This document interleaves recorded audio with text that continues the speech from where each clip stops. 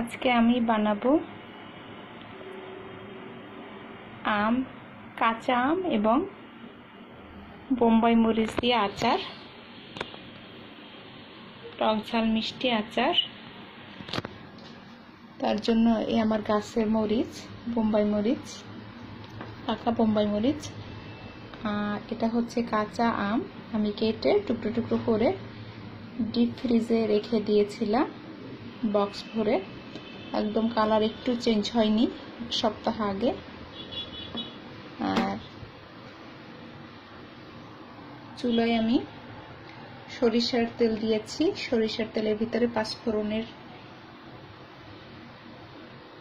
গুঁড়ো দিয়েছি। এখন আমি এখানে আছে পেঁয়াজ রসুনের পেস্ট দিয়ে দিব। পেঁয়াজ রসুনের পেস্ট দিয়ে দিলাম। এখন একটু আদা দিয়ে দেব।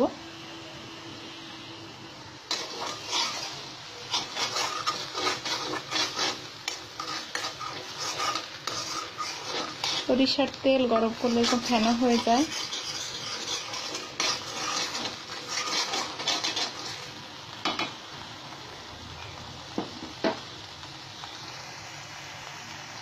এখন আমি আমগুলো দিয়ে দেব।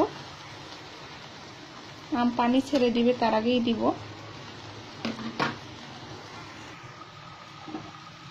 আমের টুকরোগুলো দিয়ে দিলাম। একদম ডিপ ফ্রিজ থেকে নামিয়ে যাতে পানিটা বরফটা না গলে তার আগেই দিয়ে দিলাম।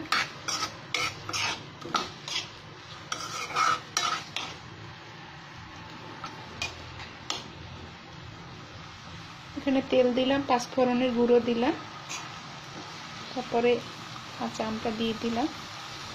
এরপরে আচারে যেটা একদম এসেনশিয়াল, সিরকা বা ভিনেগার যেটাই বলি আমরা, সেটা দিয়ে দেবো। কারণ আমের আচারে সিদ্ধ করার জন্য পানি দিতে হয় না। এখানে আমি হলুদ কিংবা গুঁড়া মরিচ ইউজ করবো না, কারণ কালারটা চেঞ্জ হয়ে যাবে তাহলে।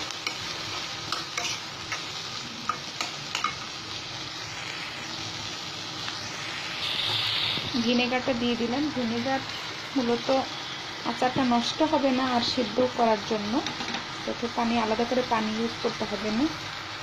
আমি দিয়ে দেব পরিমাণ মতো লবণ, মিক্স করে দিই।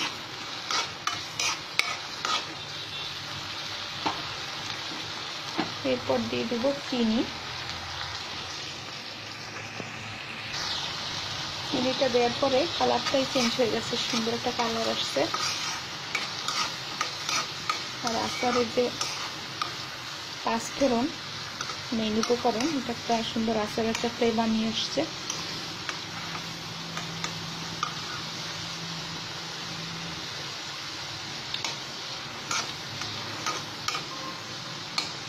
সিদ্ধ হওয়ার জন্য অপেক্ষা করি। সিদ্ধ হলে তার ভিতরে আমি মরিচগুলো দিয়ে দিব। মরিচগুলো কেটে কেটে দিব।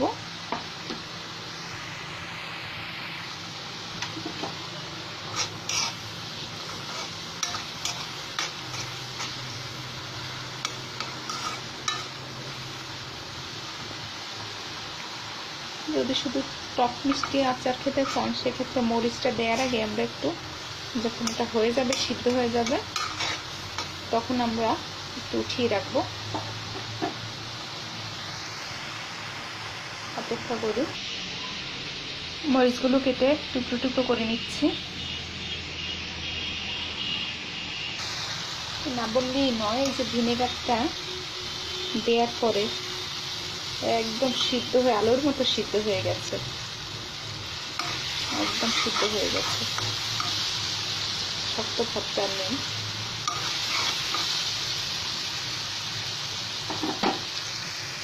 আর আমার টক মিষ্টি আচার হয়ে গেছে।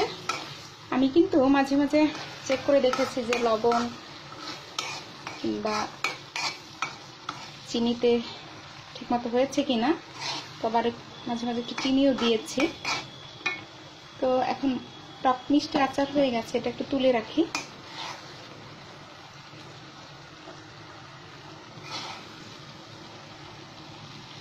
এটা হচ্ছে আমার বেবির জন্য।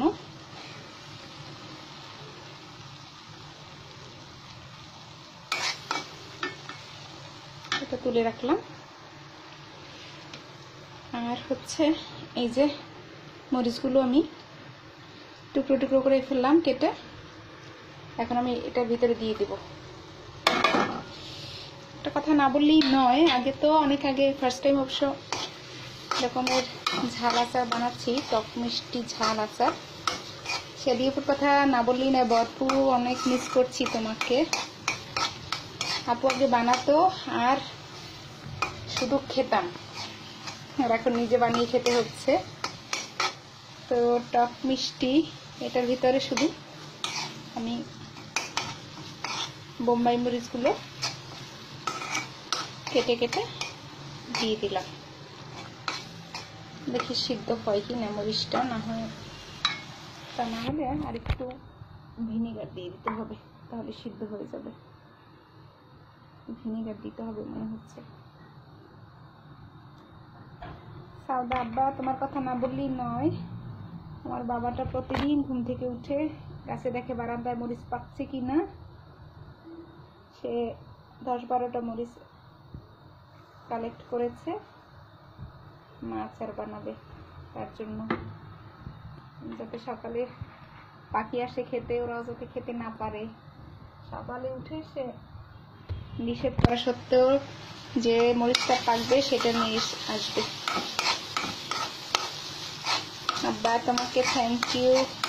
আজকে হচ্ছে জুন মাসের 10 তারিখ 2020 সাল। এই ভিডিও যতদিন থাকবে, আব্বা বড় হয়ে গেল তখনও দেখব। রেসিপিটা হয়তো থেকে যাবে, সিদ্ধ হয়ে যাবে, আমরা অপেক্ষা করছি। সুন্দর একটা স্মেল আসছে।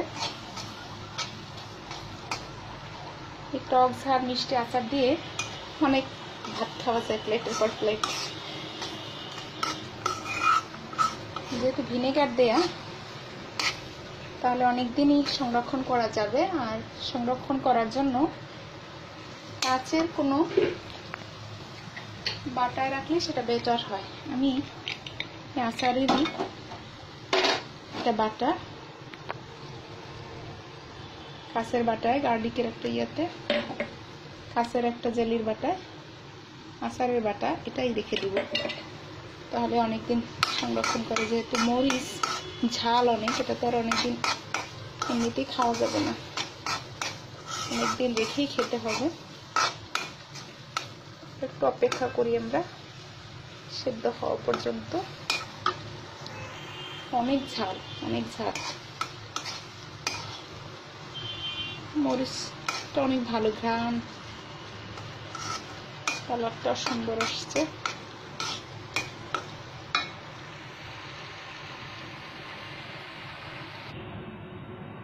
হয়ে গেল আমার কাঁচা আম, বোম্বাই মরিচের টক ঝাল মিষ্টি আচার।